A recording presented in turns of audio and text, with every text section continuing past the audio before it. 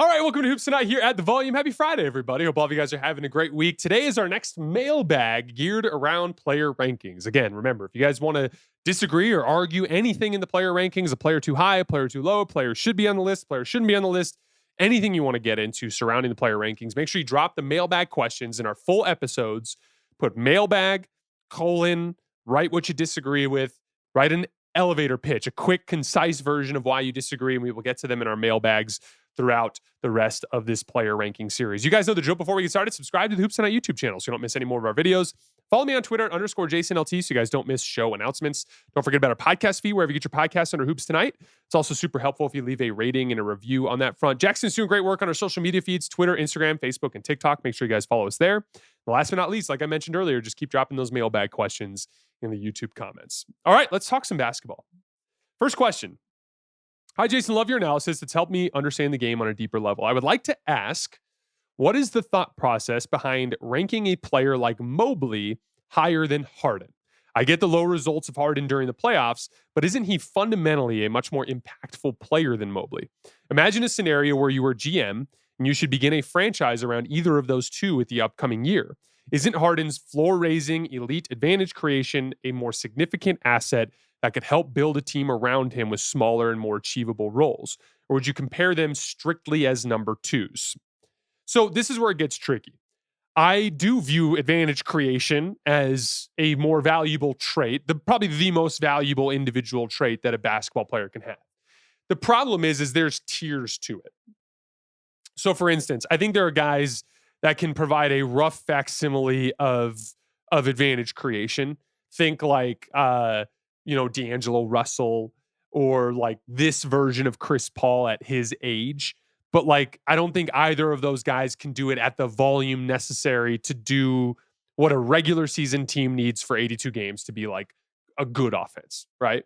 Then there's like the tier above that, which James Harden is in, which is like, this is the group of guys that are capable of creating advantages at a high level in a regular season context and give you a certain floor in the regular season, but it just doesn't translate the way it needs to in big moments and big games, the way that it needs to be reliable in that setting. And that kind of cuts it off at a certain point. Then there's like this next tier, and this is where you're looking at the Tyrese Haliburton on the low end and like the Luka Doncic, Tyrese Haliburton, LeBron type guys on the low end. And then on the high end, guys like Luka, Nikola Jokic, so on and so forth, where it's like they can give you this super high regular season offensive floor and they give you this certain amount of reliability when they get into the postseason. And so again, like James Harden's advantage creation is going to give him an edge over a lot of the guys that I had below him among that tier. But once we enter into additional tiers of like what I'm trying to accomplish, like if I'm trying to accomplish a championship this year, if I have Harden as my best player on one hand and I have Mobley as my best player on the other hand, I'm not winning a championship with either of them. Yeah, Harden's going to give me a better offense. I'm probably going to win more regular season games. I'm almost certainly going to win more regular season games.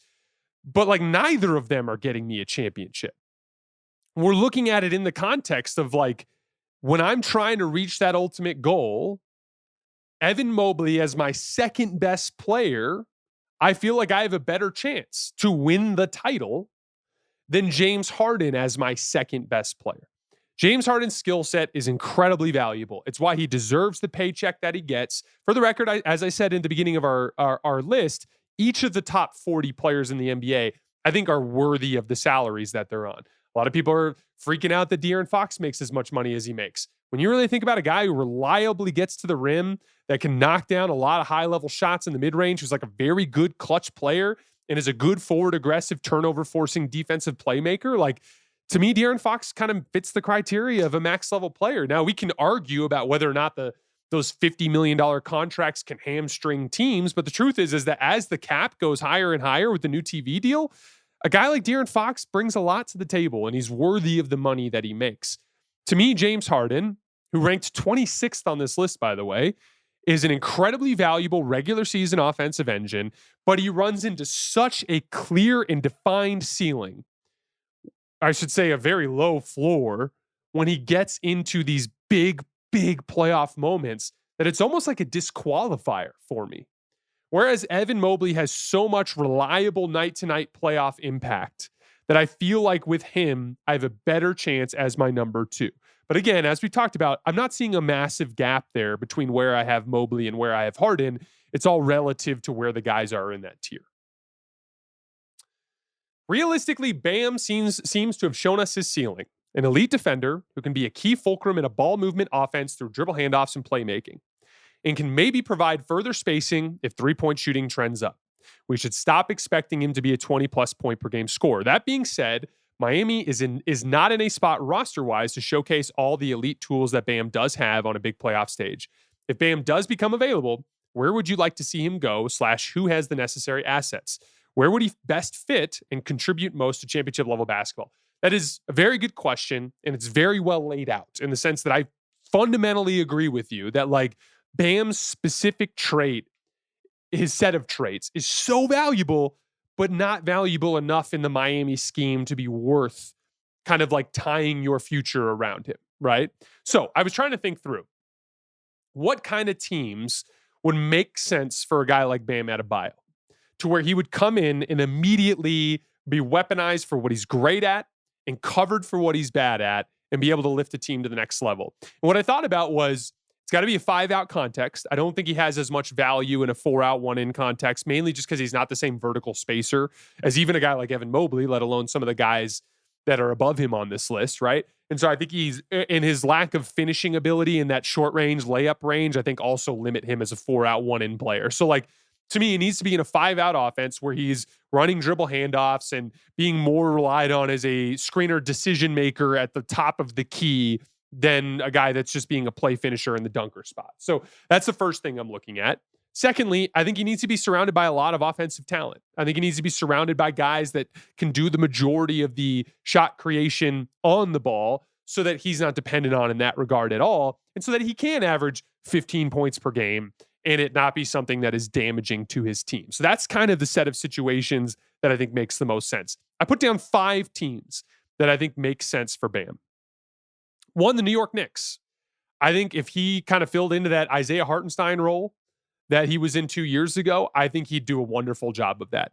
Running those actions with Mikal Bridges and Jalen Brunson out top, the backdoor cutting that's available in that offense with just the really smart offensive players that he's surrounded by, having all that offensive firepower around him to kind of bolster him in that way so that's not needed, but also giving them a legitimate defensive anchor to make them a viable playoff defense. I think Bam would be a fantastic fit with the Knicks. To the Pacers, they just lost Miles Turner. They have a gaping hole at that center spot, and I can't think of a better 5-out big to fit with a Tyrese Haliburton-led offense and Andrew Nembhard-led offense than a guy like Bam Adebayo. I think he'd be awesome with the Indiana Pacers. 3, the Detroit Pistons. This is a team that they're kind of on the fence about how they feel about their centers. They're in this situation where they're about to have to extend guys like Jalen Duren or decide whether or not they want to invest in an Isaiah Stewart. And they have the assets to be able to pull off a move like bringing a guy like Bam Adebayo in. It'd be an interesting kind of veteran bet on a guy like Cade Cunningham. I think that they're a little bit more in that 4-out, 1-in context, but I think that they have the shooting talent with a guy like Duncan Robinson and with Karis LeVert and his ball handling. I think they could try to add more 5-out concepts, and I think Bam could be a guy that fits there reasonably well. 4th, the Golden State Warriors. This is a pipe dream, but I can't think of a guy who would fit better in a Steph Curry-led 5-out offense than a guy like Bam Adebayo. Obviously, in a very high IQ defensive playmaking type of group, I think he could be really useful. Steve Kerr also loves to do a lot of switching, which is something that Bam is particularly great at. And then lastly, the San Antonio Spurs.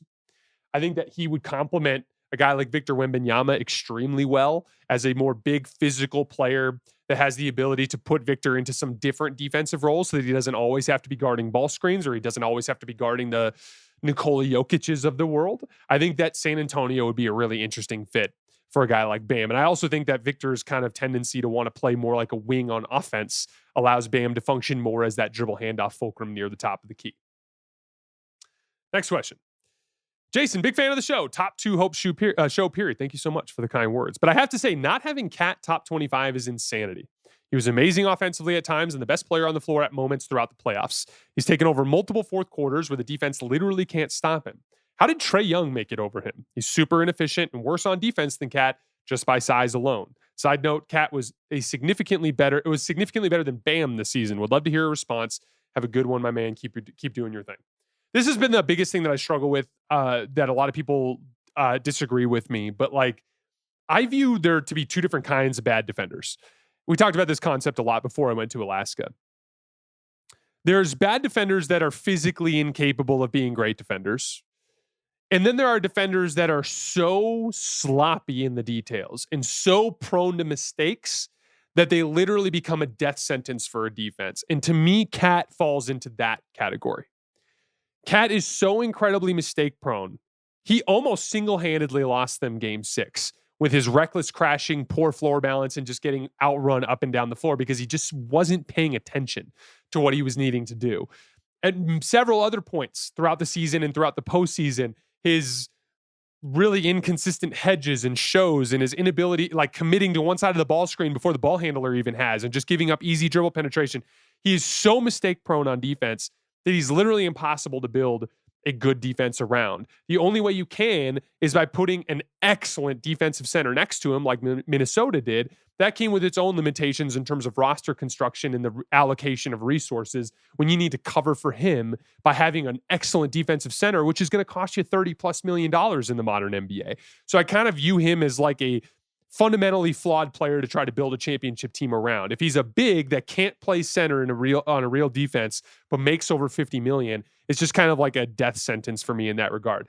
I also just think Trey's a much better offensive player than him. And this really comes down to my biggest opinion, which is that I value advantage creation in that offensive engine piece more than I value like tip of the spear scoring. And that's just more of a basketball philosophy thing of mine.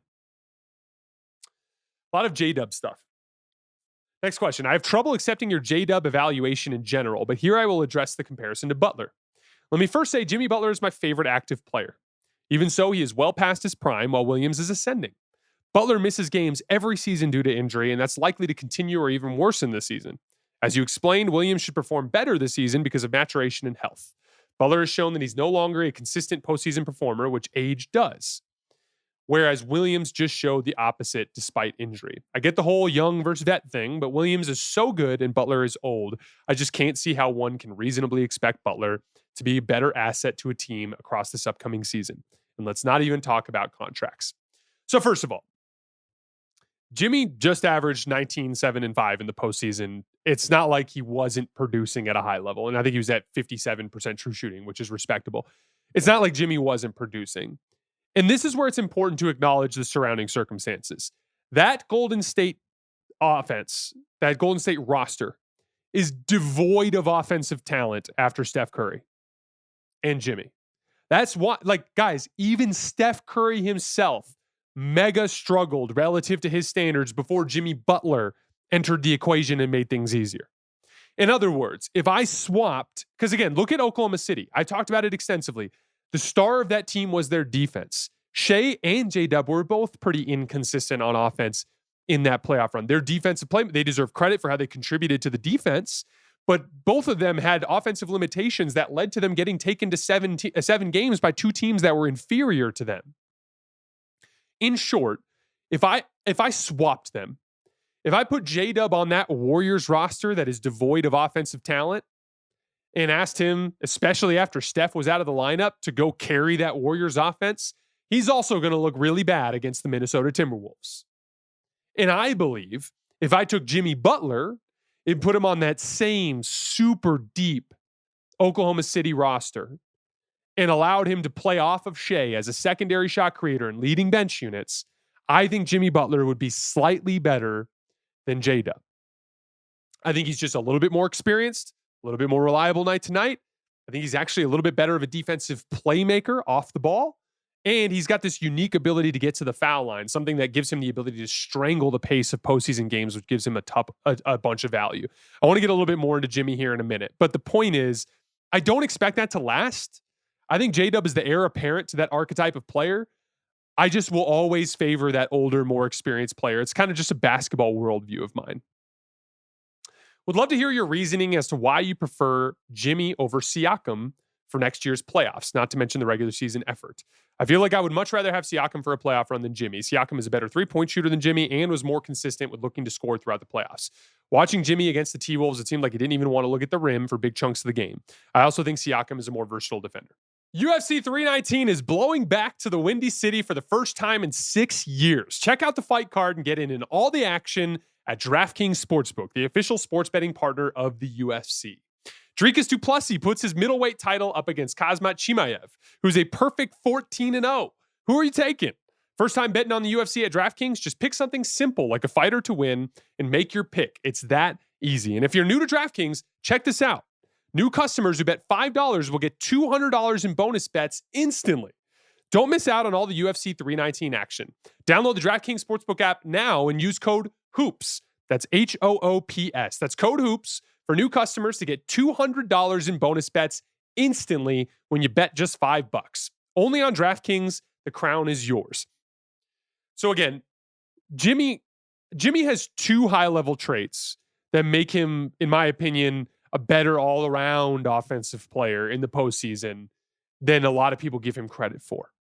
One, he's kind of like a legitimate point-forward playmaker. Siakam falls more in line with what I would consider to just be a straight-up scorer. And again, there's a lot of value there. I'm not trying to undercut the success of a guy who could put the ball in the basket. But Siakam scored at volume a little bit better than Jimmy. And Jimmy is a substantially better playmaker at the position. The second piece of it is the reliability of his ability to get to the foul line. We talked about this when we covered Jimmy, but because of his obscene foul rate, you gave the ball to Jimmy one-on-one, and his ability to score, his score percentage was over 50%. It was an incredibly reliable play type because of Jimmy's ability to get to the foul line. So I looked at Jimmy as a more reliable possession-to-possession scorer and a better playmaker than a guy like Siakam, while also coming pretty close to Siakam's scoring volume overall. And that's in the context. Again, Siakam was playing in a high-octane, pace and space, surrounded by a shit ton of shooting. And Jimmy Butler was playing for a Golden State team that literally was playing like 2, 3, sometimes 4 non-shooters at any given moment. That was a very, very limited offensive roster for Golden State.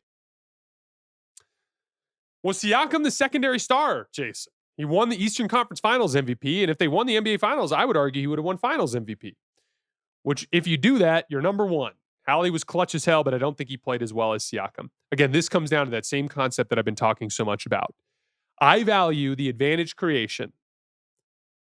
To me, the Pacers embodied what Tyrese Haliburton did. Look at the on-off numbers. The Pacers offense was way better with Haliburton on the floor versus when Haliburton was off the floor because he is the guy who injects the life.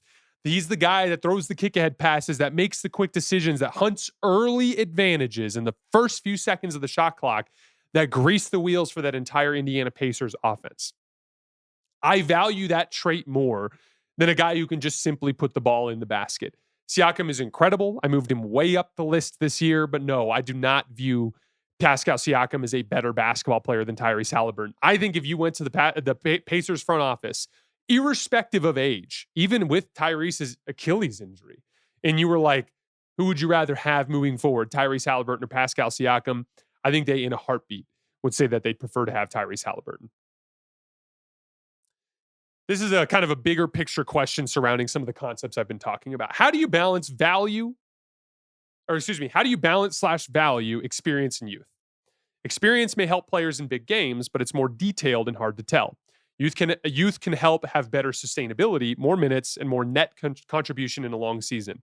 Maybe a series or a game, too. For example, would you rather have 2015 Curry or 2020 Curry? Thank you.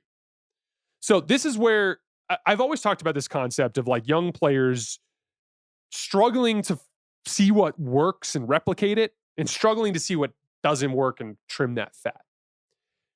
Young players tend to have a higher ceiling. Their athletic traits give them the ability, when their game is clicking, to reach a level that the older versions of themselves don't reach. If I had to simplify or synthesize my opinion that I favor veterans over young talent down to one singular concept, here's what I would say.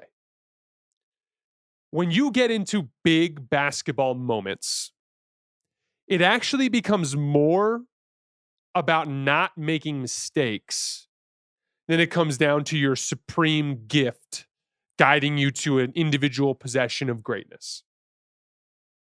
Championship basketball teams don't make mistakes relative to their peers. Generally speaking, because everyone gets tired and everyone gets worn down by the physicality and everyone struggles from the game planning and the just overall intensity and stakes and pressure and fear and everything that gets wrapped up into those moments, it really becomes about, can you keep your floor high enough to survive? Can you hang on to the rope longer than your opponent? That's how you win big basketball games. They tend to end at super low scores.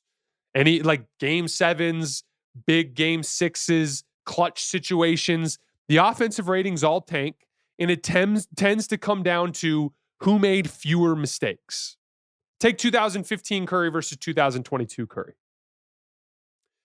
Do you think 2022 Curry is going to throw a behind the back pass to Klay Thompson in the corner like he did in the 2016 finals when he threw the ball out of bounds? No. That was a young version of Curry that was more mistake prone.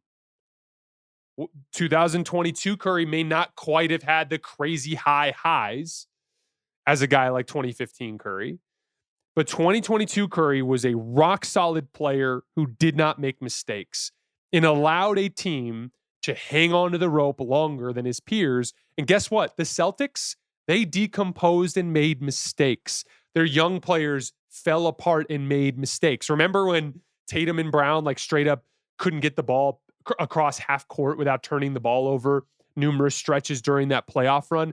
That especially in years surrounding that with like the Miami Heat when they would pick them up full court. Like these young Celtics were mistake prone. They didn't reach their ceiling in that finals. It's not like the Warriors reached some crazy high level. They hung on to the rope and played disciplined, mistake-free basketball. That is why I lean towards vets. In big spots, they tend to be less prone to the mistakes that can cost you basketball games. And yes, I do believe that 2022 Curry, or really that whole phase from the end of the 2021 regular season to the 2022 finals, to be the best version of Steph Curry that I ever watched. All right, we have three more. There's just no way that any of these guys should be ahead of Cade in whatever criteria you use. Last season stats, looking ahead, Cade is the number one option on a playoff team at 23 years old, averaging 26 and 9. You always say you gravitate towards an offensive engine type of player and then put three people who are second options / non-offensive engines. Even if you want to say Book is a first option, which he never did what Cade did as a first option as an offensive engine. In my opinion, Book was not the offensive engine in 2021. Either way, you put too much into playoff performance / experience, or you're penalizing too much for being young. Essentially, what I'm saying is Cade is being a number one option on a playoff team with stats at his age, only seen only since Oscar Robertson, that should automatically disqualify most number two options from being ahead of him. Unrelated, these lists get way too cloudy when you do past season plus looking ahead. In my opinion, the lists only based on the previous season are better. Nevertheless, love the show. Cade's just my guy. LOL.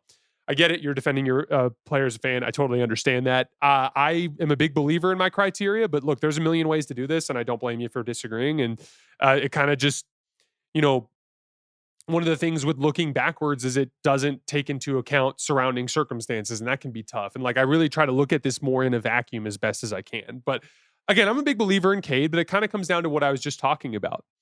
Cade was mistake prone. The Pistons lost a lot of games at the end. Cade in the clutch in this postseason run, 4 for 12 with 3 turnovers. Overall in fourth quarters, Cade 12 for 32 with 15 assists and 10 turnovers counteracting those 15 assists. He was mistake prone at the end of those games. And it stopped the Pistons from winning a lot of games that they should have won against the Knicks team that was pretty underwhelming all year outside of a small handful of those games. So again, for a guy like Cade, he just has to learn to cut out the mistakes. If he does, he'll benefit more from his upside. Next question. Can you give me a single reason why my friend might have any argument that Dame's full body of talent should be ranked higher than Steph's? Is there any semblance of an argument that Steph would have had largely the same career that Dame did if he were to have been the one in Portland in place of Dame? this is one of the biggest things that I fundamentally disagree with, is this take that Dame is kind of in the same group as a guy like Steph. I actually do think that Dame is in the same territory as Steph as an on-ball player, only as an on-ball player. Dame was a ridiculous off-the-dribble pull-up three-point shooter who brought real downhill burst and who was a very good passer out of those high ball screens. But there were two things that Steph did that completely separated him from Dame. Like, just completely put him in an entirely different tier, meaning like, I have Steph as one of the 10 best basketball players ever, and Dame's not even close to that when you start to evaluate a guy. And it's a reason why, if you would have switched them, I would actually have viewed the Portland Trailblazers probably as a team that would have accomplished more than the Golden State Warriors. The simple reason why, those two things: one, the commitment to defense. Steph was bigger and stronger than Dame, a few inches taller, a lot more in terms of the amount of muscle that he brought to the table. And Steph committed to becoming a useful defender. Steph did the job. He was never great. He was always the target, but he always did the job within the scheme and competed well enough that he could still have an elite defense with him on the floor. That was something that Dame was never able to accomplish. Dame just didn't quite have the same physical tools, and he never put in the requisite amount of work. Dame was literally one of the worst defensive guards I watched in this era. And then the second piece of it, and this is something that Dame just left meat on the bone because it has nothing to do with physical tools, so to speak. Steph embraced off-ball movement. Steph is one of the best offensive engines in the NBA. It's a big reason why he ranks so high on the list this year. And one of the main reasons why is because when he just runs around in circles with his off-ball movement, he attracts so much attention that it generates the advantages that grease the wheels for any NBA offense. Steph running off a screen, two guys run with him, they leave a guy open, it generates advantages. Steph comes off a high ball screen, he passes it over top to the guy rolling in the 4-on-3, it generates advantages. Steph has an offensive engine element to him that a guy like Damian Lillard never had. Those two things completely separated Steph from Dame, even though Dame was close in terms of an on-ball talent to what Steph Curry did. And then last question. I'm surprised that you didn't even consider Chet Holmgren as a top 25 player for next season. He was arguably the Thunder's best player before he got injured last year. Yes, his offense is infuriating to watch sometimes, but he didn't get a lot of time to gel with the team once he came back. I think that'll improve dramatically next season when he plays a full season and has more reps playing with Shea and J-Dub. He's also a top 2 rim protector and one of the best defenders in the league, in my opinion. It's hard to see how he doesn't have top 25 level impact. So the thing with Chet is I don't think he really brings, other than vertical spacing, I don't think he brings really any reliable offensive trait at this point. I don't view him as a high-level passer. He had more turnovers than assists in this postseason run. I think that he struggles as a post defender. He's a little too thin. He can get pushed around. I think on the offensive end of the floor, he can get pushed around a little bit on the glass. On the defensive end of the floor, he can get pushed around a little bit on the glass. On the offensive end of the floor, he can't knock down spot-up jump shots. He's not a good decision-maker driving closeouts. It's really just like, can he catch and finish wide open dunks around the basket? Yes, he can. But everything else, he's a little bit inefficient and a little bit too prone to mistakes. When you look at the guys that are above him on this list, they bring like real offensive utility. Bam, as frustrating as a player as he can be, he brings real offensive utility. And I just think Bam's a flat out better defensive player than Chet Holmgren. You look at a guy like Evan Mobley. I think Chet's a better defender than Evan Mobley, but Evan Mobley is a substantially better offensive player right now than Chet Holmgren is. He's a reliable catch and shoot guy and a guy who can run some action. To me, Chet will absolutely be very high on this list one day. I believe in him as an offensive talent. I think he'll figure all of this stuff out. But in this particular phase of his career, he's just way too limited offensively and has a couple of big weaknesses on defense that I think prevent him from getting higher on this list. All right, guys, that's all I have for today. As always, I sincerely appreciate you guys for supporting me and supporting the show. We will be back on Monday with our top 10. I will see you guys then.